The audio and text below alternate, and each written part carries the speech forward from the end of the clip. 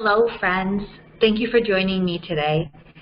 Over the preceding videos, I've been focusing on a whole person approach to wellness, one that integrates the mind, the body, the spirit, and promotes social connections. And there's been several techniques and resources that I've discussed. So if you want to check those out, be sure to see the link in the video description to the article, because that will provide you with how to view those videos and also how to get access to the accompanying articles. But just as a review for everybody, and if you're new, what I've gone through is a holistic health framework, which consists of relationships, engagement, vitality, accomplishment, meaning, and positive emotions, joyful movement to nurture the mind and boost brain function, using emotional freedom technique and heart math for emotional and social well-being, and looking at the health at every size philosophy of staying healthy in one's body through nourishing and nurturing it and not obsessing on diet culture, body size, or body shaming. And then lastly, I've also provided resources for staying healthy in a chemical world, specifically through clean eating, safe and non-toxic personal care and household products, and quality water. And all of these are components of wellness, because I believe that health is more than the absence of disease or simply diet and exercise. Even the definition of health from the World Health Organization is more than that. It's actually a resource for you to use as your ally for better living and to promote your purpose and to enhance the quality and functioning of your life. And for me, this definition of health is integrated into the wellness definition, which incorporates all aspects of health: physical, emotional, spiritual, mental, social, relationships, economic, all of these aspects. So now I want to continue on with some more resources that are specifically displaying the vital role of the mind, the emotions, and spirituality. So we're going to go through mindset as medicine, spirituality in healthcare, the benefits of laughter for health, essential oils for mental health and addiction, and the healing power of love.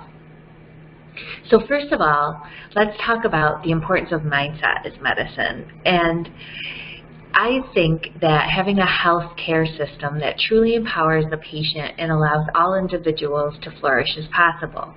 And this is through this integrative framework that I'm discussing, as well as personalizing wellness goals, not just being involved in a sick care system, which mostly focuses on symptom suppression and disease management. We want to look at extending not just lifespan, but health span as well. And we can do this if we strive for a healthier life, right? If that's one of our priorities, and have the right mindset. And that's what a lot of pieces are missing in diet culture or exercise or wellness programs, is people are still using these modalities in order to fix something rather than to enhance their life and have the mindset and belief system in place that they believe that their body has an innate healing capacity to be well, and if they use the power of the mind, it is their ally in order to heal.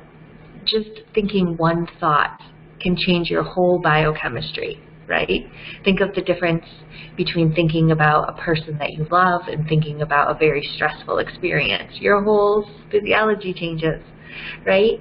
So this is the power of the placebo effect that I've talked about before, that your belief about something healing you is actually going to help your body to produce biochemical changes, which can assist your body in this process of enhancing its health.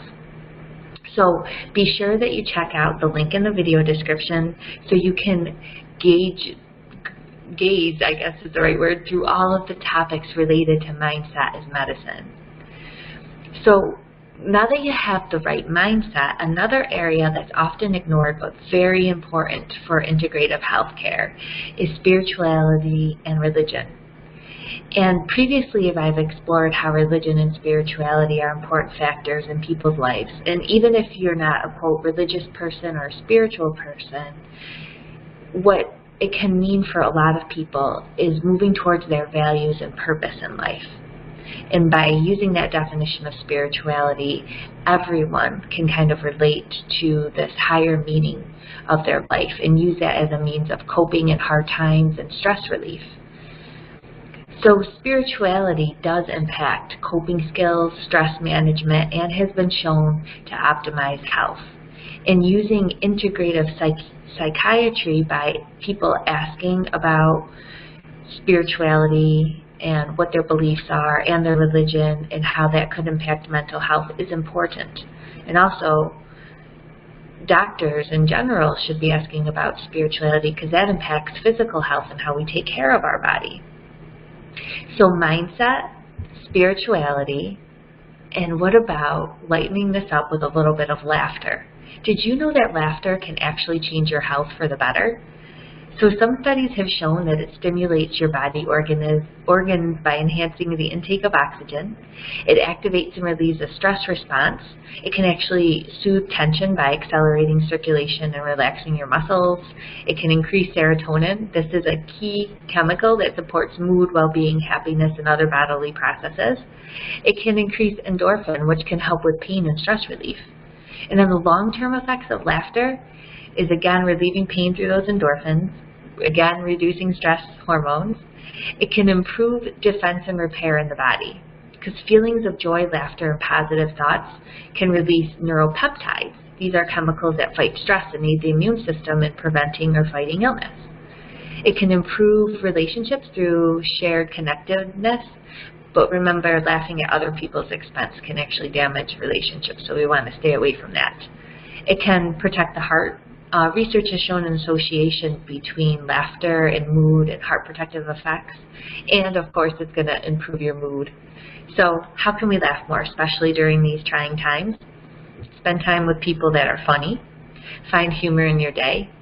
Cat videos, right? Those are so cute. If you don't like cat videos, other options include photos that make you smile, a humorous podcast or a comedy show, or just being silly with your friends, family, and pets.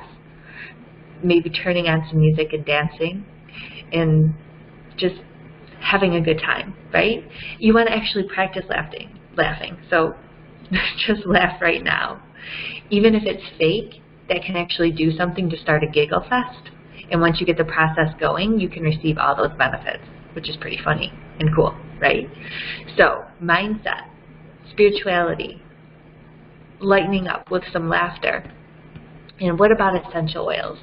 So there is a science to using essential oils for mental health because essential oils support our neurochemistry, our biology, as well as our psychology, and impact our mood just by their smell alone, but also the constituents that are in them. And there have been some studies that show that they support addiction through the release of different compounds, right, as well as their mood-enhancing effects for things such as benzodiazepine, opioids, alcohol, nicotine, and other substances. So I have a cool article about that is again going to be found in the video description if you want more of the science. I also have some information on using essential oils and how they can support healthier habits, all of the effects of essential oils on our brain biochemistry and our mood and emotions, and how using a combination of cognitive behavioral therapy with integrative tools, including essential oils, can help rewire the brain to address anxiety and mental wellness. So make sure you check that out. And then finally, how can love be medicine? But it is.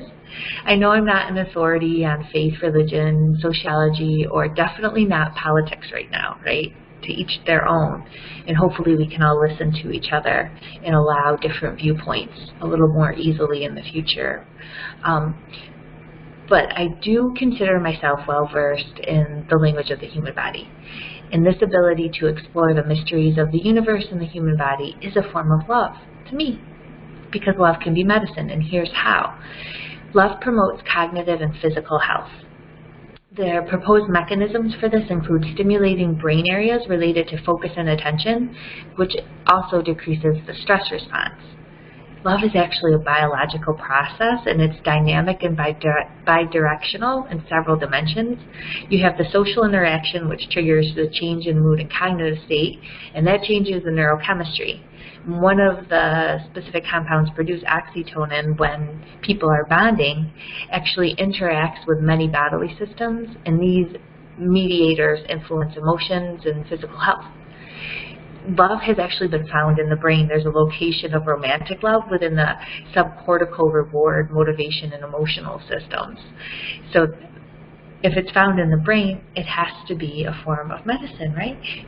And then finally, love is a complex neurobiology. So it also activates the limbic system, which is your emotional brain. And again, you're going to be releasing oxytocin, but also vasopressin, dopamine, serotonin, endorphins, and endogenous morphines, as well as some nitric oxide when this part is ignited. So the links to those abstracts that show some of these philosophies and theories, as well as the mechanisms related to love, is again in the video description. So that being said, we've looked at various methods and technologies and techniques and tips for an integrated viewpoint on wellness. And I want to know from you, which one do you think you're going to be using more this year and moving forward? And does it help to view health in more than just diet and exercise? And after watching some of these videos that I shared, do you now realize that maybe having this broader viewpoint also opens up your world, and you can see how nourishing the brain and the body with foods that make you feel good, with movement that makes you filled with joy, and taking out the diet culture shoulds and shouldn'ts is actually a way for you to achieve, or a means for you to achieve your purpose and have a more vibrant life. Because that's what I think health can be. And I also think it's cool if maybe eating perfectly and working out isn't your thing, but you can be healthy in other ways too.